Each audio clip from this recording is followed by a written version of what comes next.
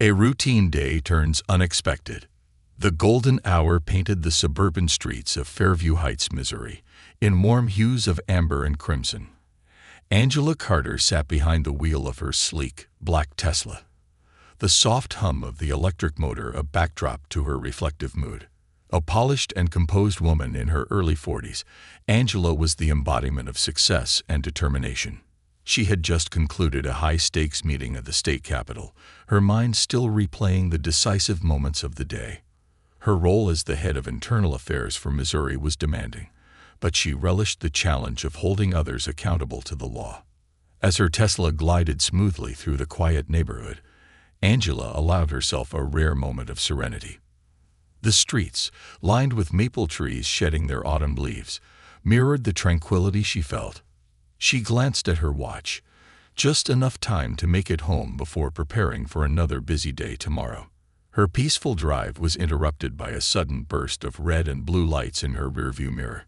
The piercing sound of a siren shattered her thoughts, and Angela instinctively checked her speedometer. Well below the limit. She sighed, pulling to the side of the road and turning on her hazard lights. Frustration, not fear, prickled at her senses. She had done nothing wrong.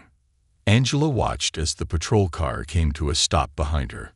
The officer stepped out, his boots crunching on the asphalt. He was tall and broad-shouldered, with a commanding presence that exuded authority.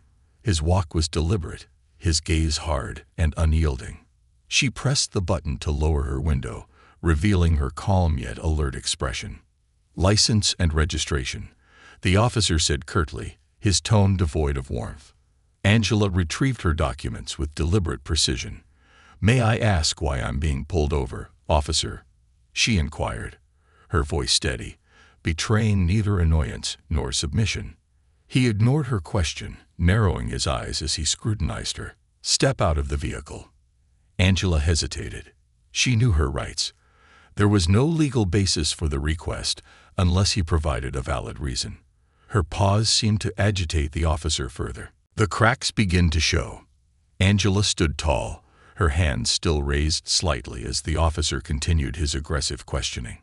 The crisp autumn breeze rustled the leaves around them, carrying the murmurs of the small crowd that had gathered nearby. For Angela, each moment felt like a battle of wills, a test of patience, resolve, and the unshakable belief that dignity and professionalism would prevail. Officer Dan Baker, however, wasn't backing down. His posture was rigid, his hand resting dangerously close to the holster of his gun. It wasn't a threat, not explicitly, but it was a gesture steeped in intimidation. Angela noticed it but chose not to react. Any sign of fear, any hint of weakness, would be perceived as a victory in his eyes. "I asked you a question," Baker barked, his voice slicing through the quiet tension. "Where exactly do you live, Mom?"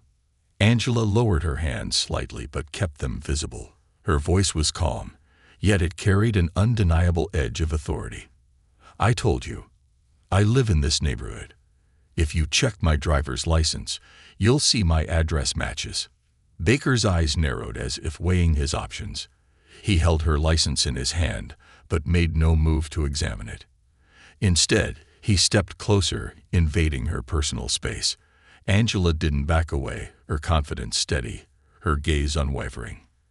"You seem awfully confident," he muttered, his tone laced with suspicion. "Driving a car like this, dressed like that, seems out of place around here." Angela raised an eyebrow. "And what exactly does that mean, officer?" He smirked, though it lacked genuine amusement. "It means I've got a job to do, and I'm doing it. Now you've got nothing to hide, right? Then why the attitude?" Angela's composure was unshakable. "I have no problem complying with lawful requests, officer. What I take issue with is the tone and implication of this interaction. Profiling me based on the car I drive or how I look is not part of your job." Her words struck a nerve. Baker's face hardened, and for a moment, he seemed at a loss for how to respond. The crowd, sensing the subtle shift in power, began murmuring again.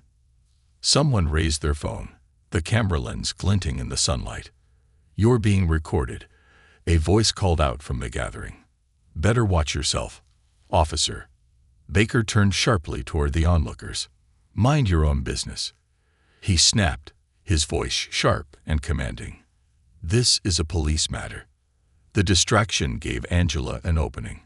She took a small step forward, her movements deliberate but not threatening.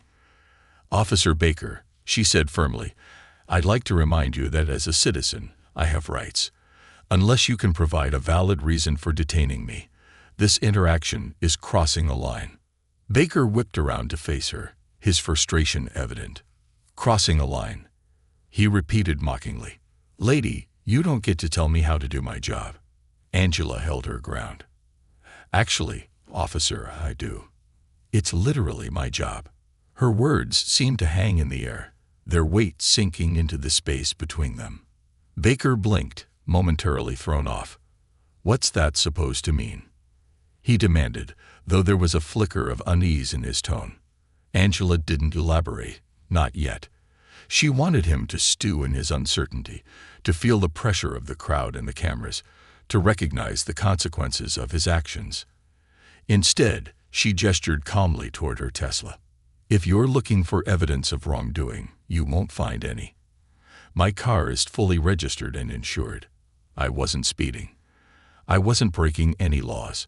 So what exactly is the issue here?"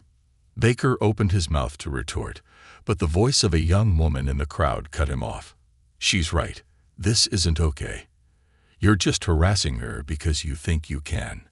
The officer's face flushed, a mix of anger and embarrassment. He turned to the crowd, his voice rising. "Everyone needs to disperse. This is a traffic stop, not a public spectacle." But the onlookers didn't budge. If anything, their presence seemed to solidify around Angela, a quiet show of solidarity that underscored the tension of the moment. Phones were now raised openly, capturing every word, every gesture. Angela seized the momentum. "Officer Baker," she said, her voice cutting through the noise with quiet authority, "you're escalating this situation unnecessarily. I've done nothing wrong. I've been cooperative and respectful. Yet you've treated me with hostility and suspicion from the moment you approached my car. Why?" Baker's lips pressed into a thin line. He didn't answer. His hand hovered near his belt, not on his gun this time, but near the radio. Angela could tell he was contemplating his next move, weighing the cost of continuing down this path. The tension was electric. Angela's heart was pounding, but she kept her expression calm. Years of navigating high-stakes situations had taught her the value of composure, of never letting emotions cloud judgment. This wasn't just about her.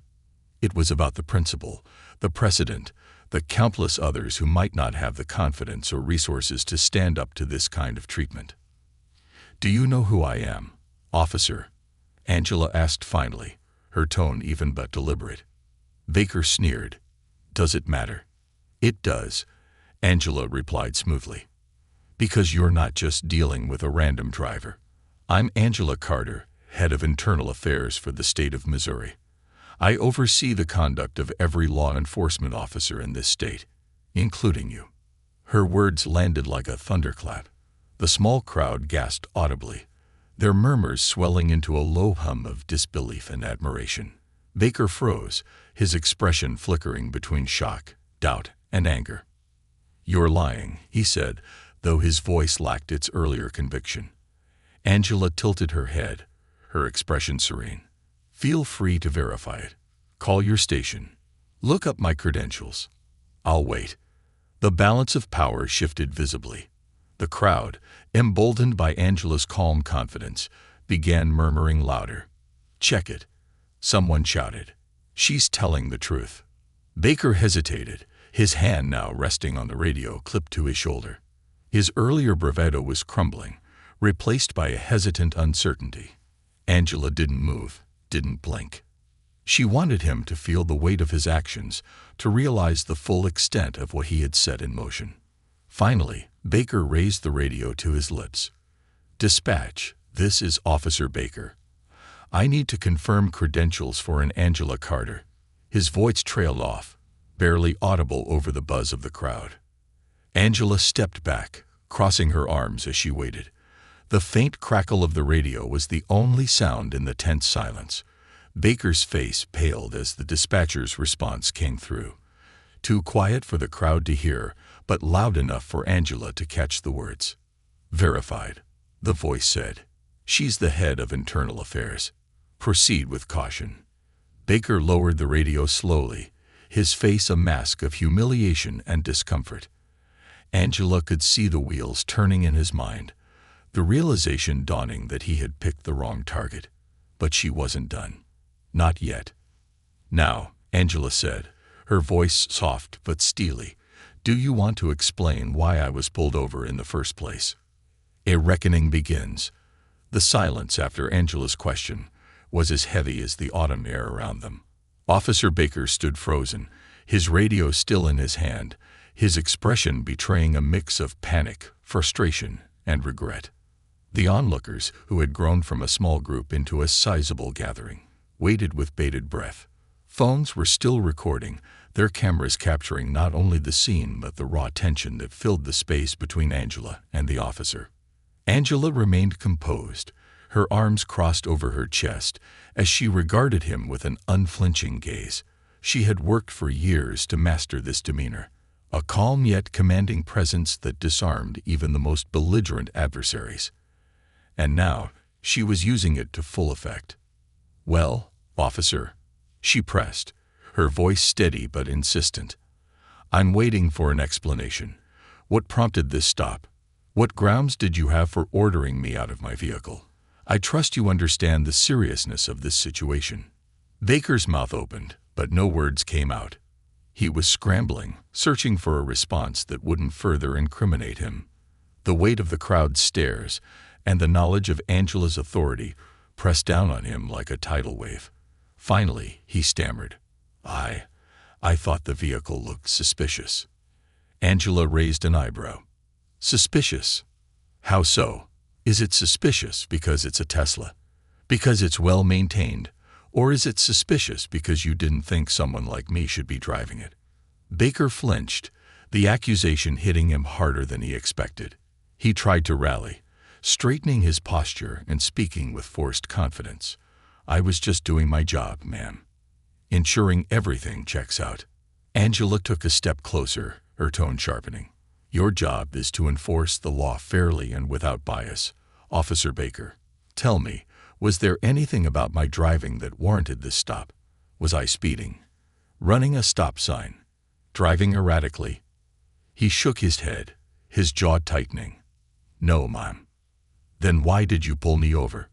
she demanded, her voice rising slightly, not in anger, but in firm expectation of accountability. Baker hesitated, glancing toward the crowd. He could feel their judgment like a physical weight. His earlier bravado had evaporated, leaving behind a man who was rapidly realizing the precariousness of his position. I might have misjudged the situation," he admitted quietly, though the words seemed to pain him. "I apologize if I overstepped." Angela's gaze bore into him, her silence speaking volumes. The crowd murmured, their collective disapproval palpable. It was clear to everyone present that this wasn't just a simple case of misjudgment. It was a systemic issue, one that Angela had spent her career addressing. "If you overstepped," Angela repeated, her voice dripping with incredulity. "Officer, this wasn't a small mistake. This was an abuse of power. You didn't misjudge. You profiled me.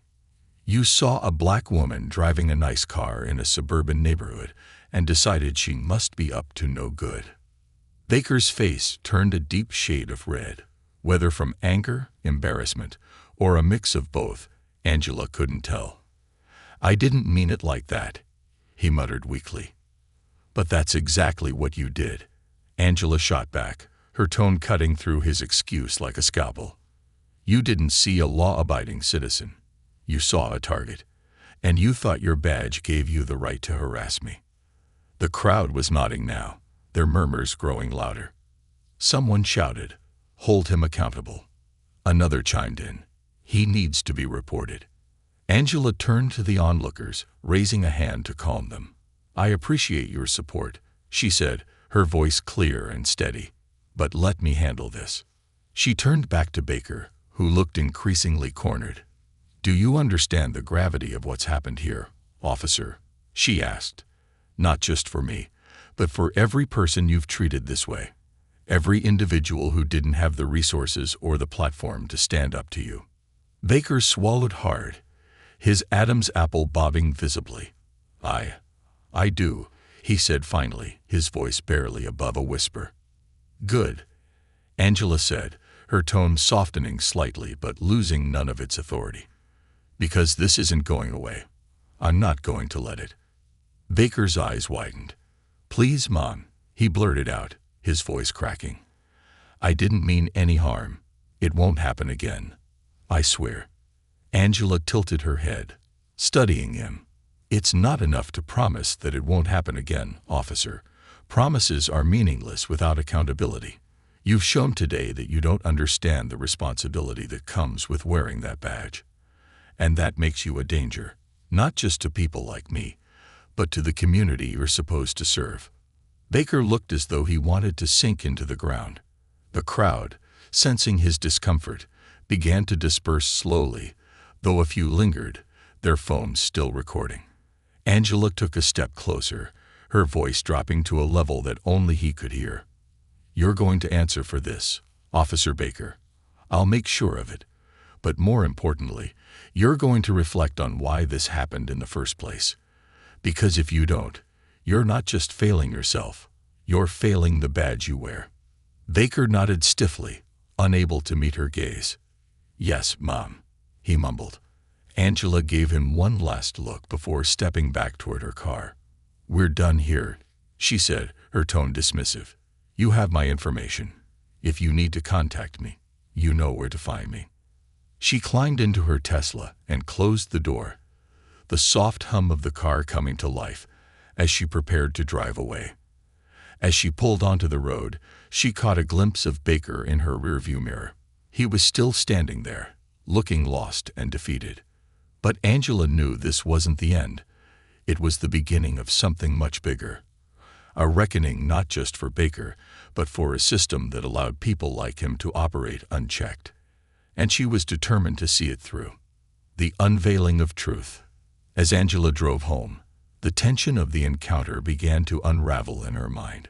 The rhythmic hum of her Tesla provided a calming backdrop, but her thoughts were anything but settled. She replayed every word, every action, and every subtle shift in Officer Baker's demeanor. It wasn't the first time she'd encountered systemic bias, but this was personal, a confrontation that went beyond a routine traffic stop and cut to the heart of a much deeper problem. When she finally pulled into her driveway, Angela sat for a moment, gripping the steering wheel. Her home was a sanctuary, a modern two-story house nestled in a quiet, tree-lined neighborhood. It represented years of hard work, late nights, and battles fought in the pursuit of justice. But tonight, the comfort of her home felt distant. There was work to be done. Angela's phone buzzed on the passenger seat. Picking it up, she saw a flurry of notifications, emails, text messages, and even a few news alerts. The encounter had already made its way to social media, with videos from bystanders circulating rapidly. Hashtags like #AngelaCarter, #PoliceAccountability, and #profiling in Fairview were trending. Angela exhaled sharply. She knew this wasn't just about her anymore. It was a moment that could ignite broader conversations about law enforcement and systemic reform. She stepped out of the car and walked into her home, her heels clicking against the polished hardwood floor. Setting her bag on the counter, she made her way to her study, a room filled with bookshelves, case files, and the soft glow of a desk lamp. Sitting at her desk, she opened her laptop and began drafting a report. The report, a case for accountability. Angela started by detailing the events of the traffic stop with meticulous precision. Every word, every gesture, and every nuance of Officer Baker's behavior was recorded. She included her observations about his tone, body language, and the underlying implications of his actions. Her years of experience in internal affairs had honed her ability to document incidents with clarity and objectivity. She also made a note of the bystanders who had recorded the incident, knowing their footage would be crucial in corroborating her account. With a quick search, she found several of the videos already uploaded online.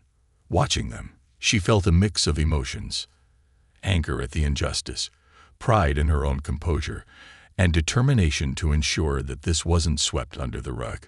As she worked, Angela's mind drifted to the larger implications of the incident. Baker's actions weren't just the result of personal bias. They were a symptom of a culture that tolerated, and in some cases, encouraged such behavior. Her role in internal affairs wasn't just about addressing individual misconduct. It was about dismantling the systems that allowed it to flourish. A call to action.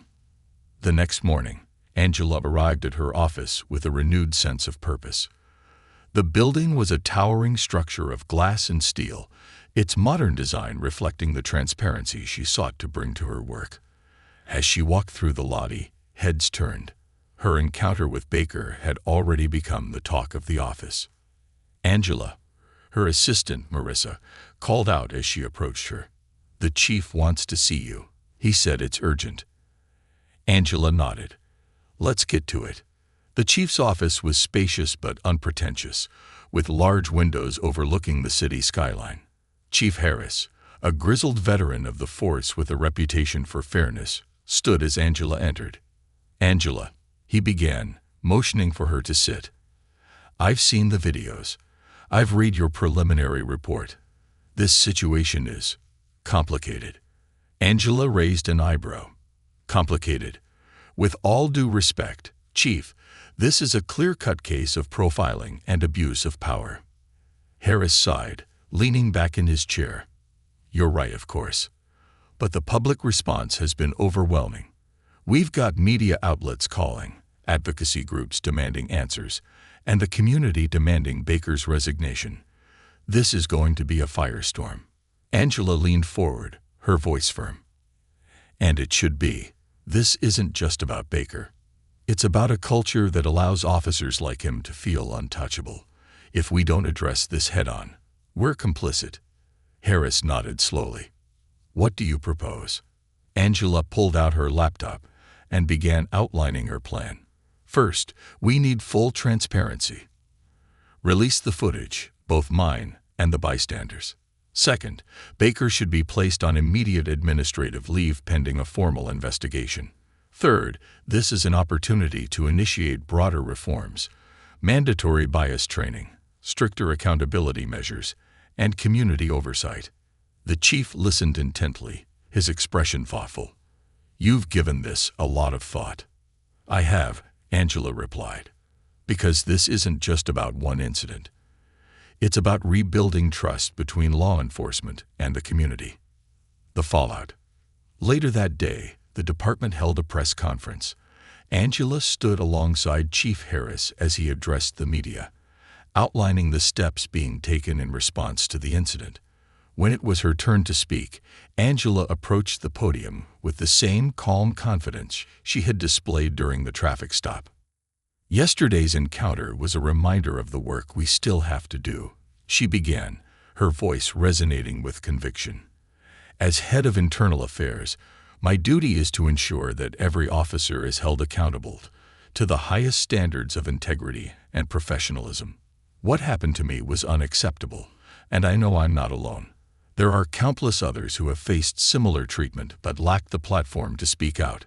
Today, we take a stand, not just for me, but for them." Her words were met with applause, and as she stepped away from the podium, Angela felt a surge of hope.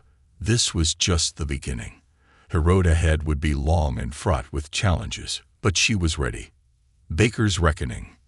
Meanwhile, Officer Baker sat in his modest home, watching the press conference on TV.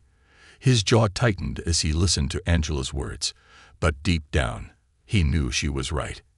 He had crossed a line, and now he had to face the consequences. As the days passed, Baker received notice of his suspension. He was required to attend a series of hearings and undergo mandatory training. For the first time, He began to question not only his actions but the biases that had shaped them. The road to redemption would be long, but Baker knew he had no choice but to walk it. And as he watched the growing support for Angela's call to action, he realized that perhaps, just perhaps, this reckoning was exactly what he, and the system he represented, needed. The ripple effect. Angela Carter's encounter with Officer Baker had become more than a viral video. It was a movement.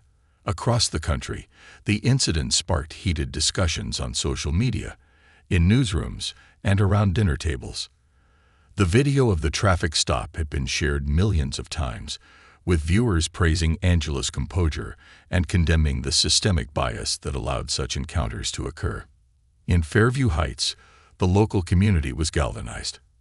Activists, community leaders, and everyday citizens began organizing town hall meetings to address the broader issues exposed by the incident.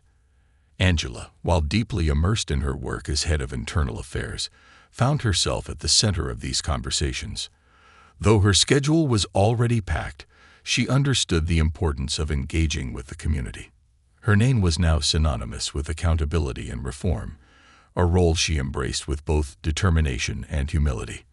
But the ripple effects of the encounter didn't stop at her doorstep. They spread into the lives of others, including Officer Baker himself. Officer Baker's reflection. Dan Baker sat in his small, sparsely decorated living room, the dim glow of the television casting long shadows across the walls. He had watched the press conference twice now, each word from Angela Carter cutting deeper than the last. The pride and authority he had carried on that day of the traffic stop felt like a distant memory, replaced by a gnawing sense of guilt and introspection. For the first time in his career, Baker found himself questioning not just his actions, but his motivations. Why had he stopped Angela's car that day? Why had he assumed the worst about a woman who had done nothing to warrant suspicion? The answers weren't easy to confront. Baker's internal reckoning led him to seek out mandatory training on implicit bias, even before the department required it. He signed up for sessions hosted by community organizations, where he sat in rooms filled with people who were eager to share their stories that mirrored Angela's, though many had far less favorable outcomes. One session, in particular, left a profound impact on him. A young black man named Jamal stood at the front of the room, sharing the harrowing experience of being stopped and frisked multiple times in his own neighborhood. "It's not just about the stop," Jamal said, his voice steady but filled with emotion. "It's about the message it sends, that no matter what I do, no matter how good I am, I'll always be seen as a threat first and a person second." Baker couldn't look Jamal in the eye. He stared at his hands, clenched together on the table, and felt the weight of every assumption he had made in his career. For the first time, he truly understood the damage caused by his actions. Angela's crusade for change. While Baker was grappling with his own transformation, Angela was focused on turning the momentum of the incident into lasting reform. She had already outlined a comprehensive plan for the Fairview Heights Police Department, including mandatory training, stricter oversight, and a community advisory board. But Angela knew this wasn't enough.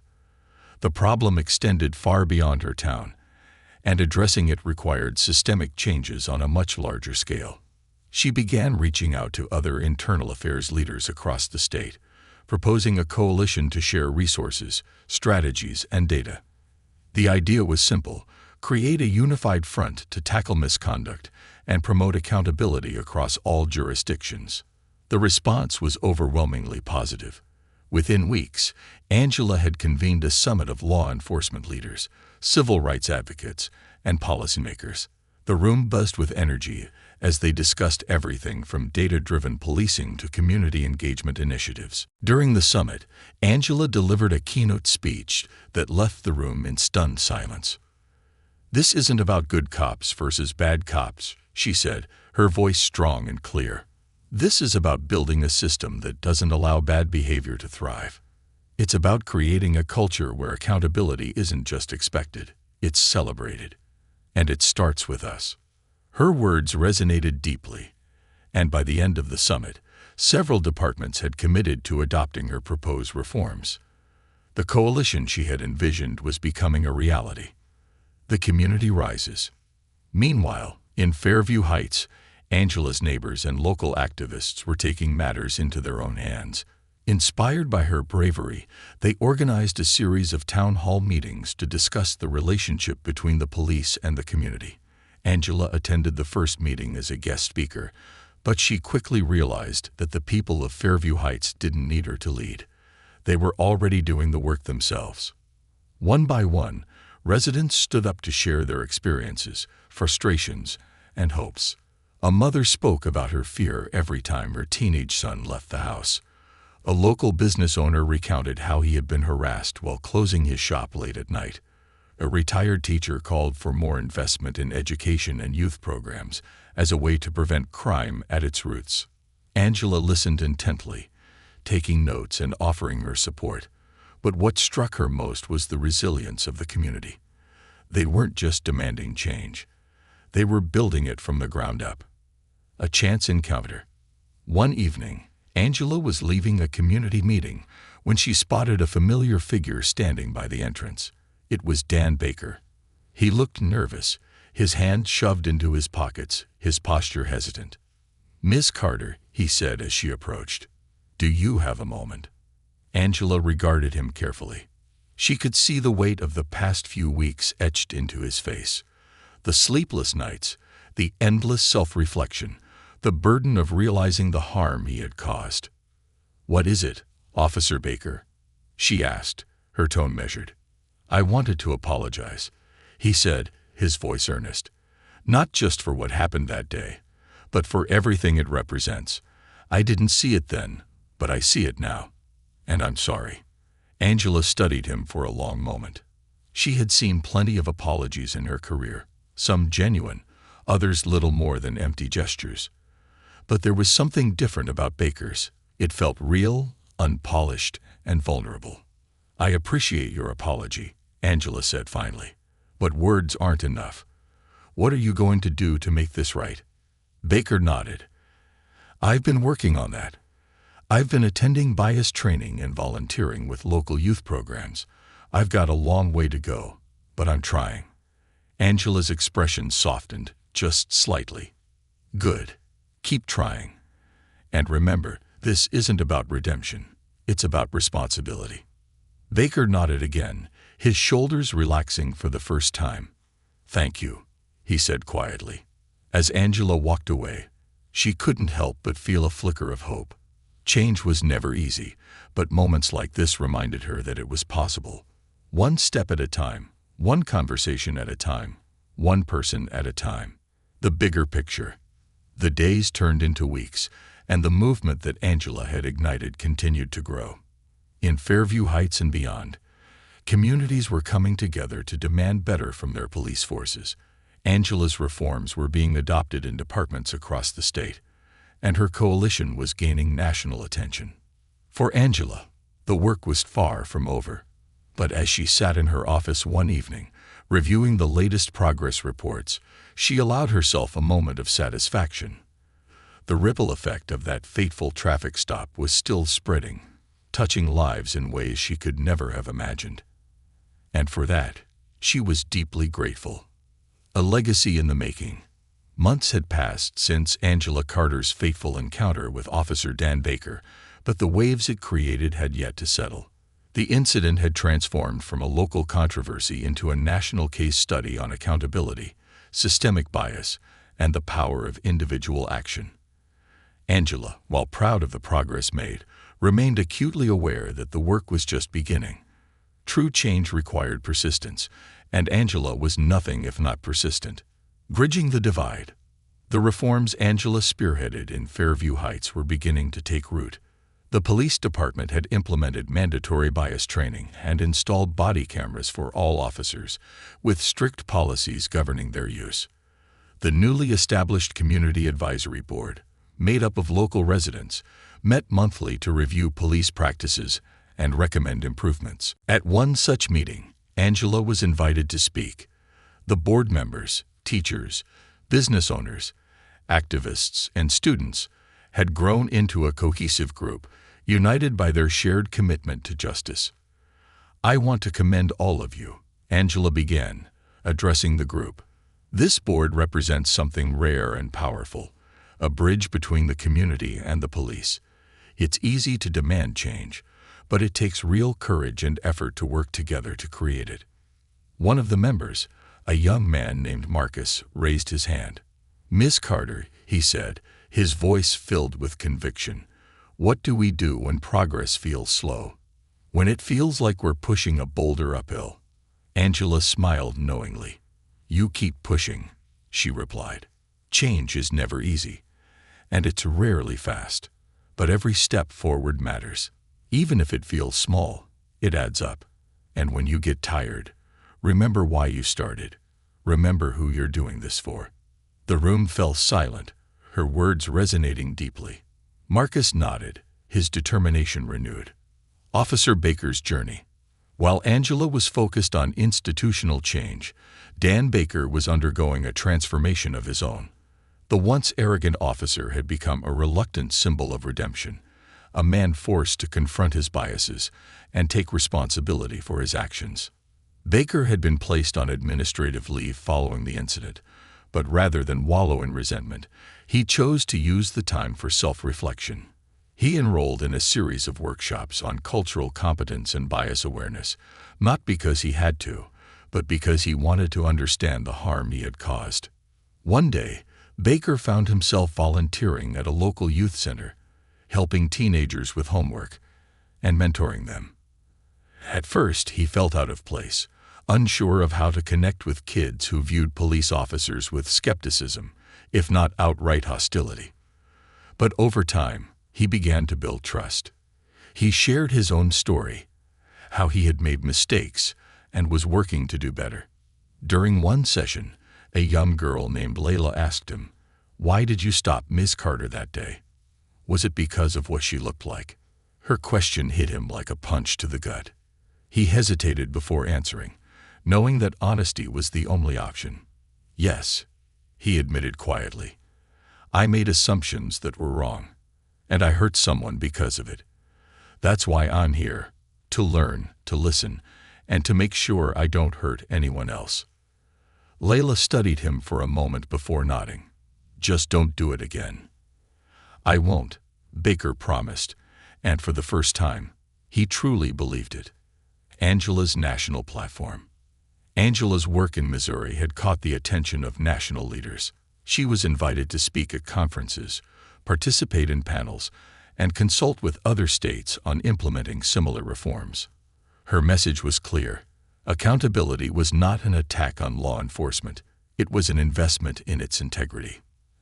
At a major national conference in Washington, D.C., Angela delivered a keynote address that drew a standing ovation. "Every officer who wears a badge does so with a promise to serve and protect," she said, her voice echoing through the auditorium. "But that promise is meaningless without accountability. We cannot ask communities to trust law enforcement if law enforcement does not first earn that trust. And trust begins with transparency, humility, and a commitment to justice." Her words struck a chord, and as she left the stage, she was approached by a diverse group of attendees: police chiefs, activists, lawmakers, and community leaders, all eager to collaborate. One of them, a senator from California, shook her hand firmly. "Ms. Carter, your work is exactly what this country needs. Have you ever considered taking it to a national level?" Angela smiled. "One step at a time, Senator, but I'm open to the idea." The power of the people. Back in Fairview Heights, the community continued to rally around the cause. Schools began incorporating lessons on civic engagement and social justice into their curricula. Local artists painted murals honoring Angela and other community leaders, turning the town into a vibrant symbol of resilience and hope. One mural, in particular, stood out. It depicted Angela standing tall, her hands outstretched as she held a scale of justice. Below her, the words "Accountability is justice" were painted in bold letters. Angela saw it for the first time while driving through town, and it brought tears to her eyes. She pulled over and approached the mural, where a group of teenagers was taking selfies in front of it. One of them turned and gasped, "Ms. Carter, it's you." Angela laughed. "It is. This is incredible. Who created it?" The teens pointed to a young woman nearby, who shyly stepped forward. "I did," she said. "You're an inspiration. I wanted everyone to remember what you did for us." Angela placed a hand on the young woman's shoulder. "Thank you. But remember, this isn't just about me. It's about all of us working together." A new chapter. As the months turned into a year, Angela's efforts began to yield measurable results. Police complaints in Fairview Heights dropped by 40%. Community satisfaction surveys showed a significant increase in trust and cooperation with law enforcement. The reforms Angela had championed were making a difference, not just in policy, but in the lives of the people she served. One evening, as Angela sat in her study reviewing reports, her phone buzzed. It was a text from Marcus, the young man from the Community Advisory Board. "Marcus, just wanted to say thank you. You've changed my life and our town." Angela smiled, her heart swelling with pride. She replied simply, "We changed it together."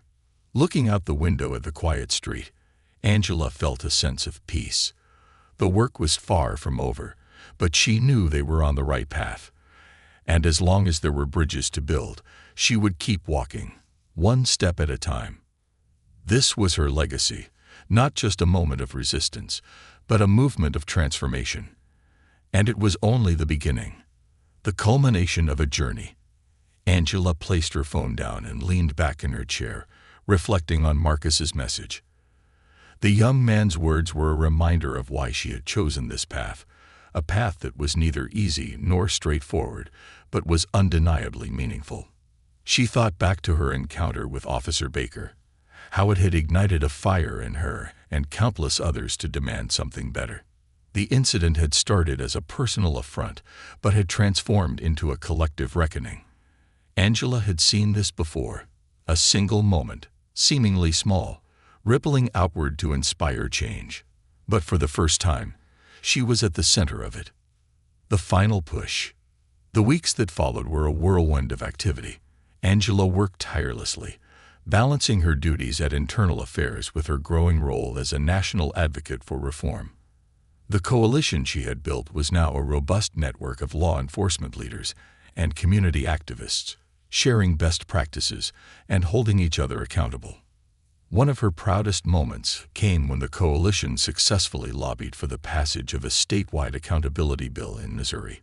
The bill, nicknamed the Carter Act by supporters, mandated strict oversight of police conduct, transparent reporting of complaints, and expanded funding for community-based programs. At the signing ceremony, Angela stood beside the governor, surrounded by her colleagues and supporters. Cameras flashed as she gave a brief but powerful speech. "This bill is not the end," she said. "It's the beginning. It's a promise to the people of Missouri that their voices matter, that their experiences matter, and that we will continue to fight for a system that serves everyone fairly and justly." The applause was thunderous, but Angela didn't bask in it for long. She knew that legislation was only one piece of the puzzle.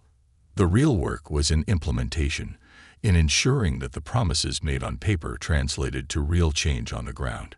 A meeting of unlikely allies. One day, Angela received an unexpected visitor at her office. When her assistant, Marissa, announced the guest, Angela's eyebrows shot up. "Send him in," Angela said, standing as the door opened. Dan Baker entered the room, his demeanor markedly different from the last time they had spoken. He looked calmer, more composed, though there was still a hint of nervousness in his posture. "Miss Carter," he began, his voice steady but subdued. "Thank you for seeing me." Angela motioned for him to sit. "What can I do for you, Officer Baker?" "I wanted to tell you in person," he said, meeting her gaze, "that I've decided to resign." Angela tilted her head slightly, surprised. "Resign? Why?" Baker took a deep breath. "I've been thinking a lot about my place in law enforcement, about what it means to wear the badge. And I've realized that while I've learned a lot over the past year, I'm not the right person to carry this responsibility. At least, not right now. I need to step back and focus on becoming a better person before I can serve the community again. Angela studied him for a moment, then nodded. That's a courageous decision, Officer Baker. It takes strength to acknowledge your limitations, and even more to step away to work on yourself. Baker shifted in his seat. I also wanted to thank you for holding me accountable. It wasn't easy, but it was necessary. I've learned more from this experience than I ever thought I would. Angela offered him a small smile. Accountability isn't just about punishment, Officer Baker. It's about growth. And it seems like you've taken that lesson to heart. A future worth fighting for. The day finally came when Angela's work was recognized on a national stage. She was invited to deliver a speech at the United Nations on the role of accountability in fostering trust and justice in institutions worldwide.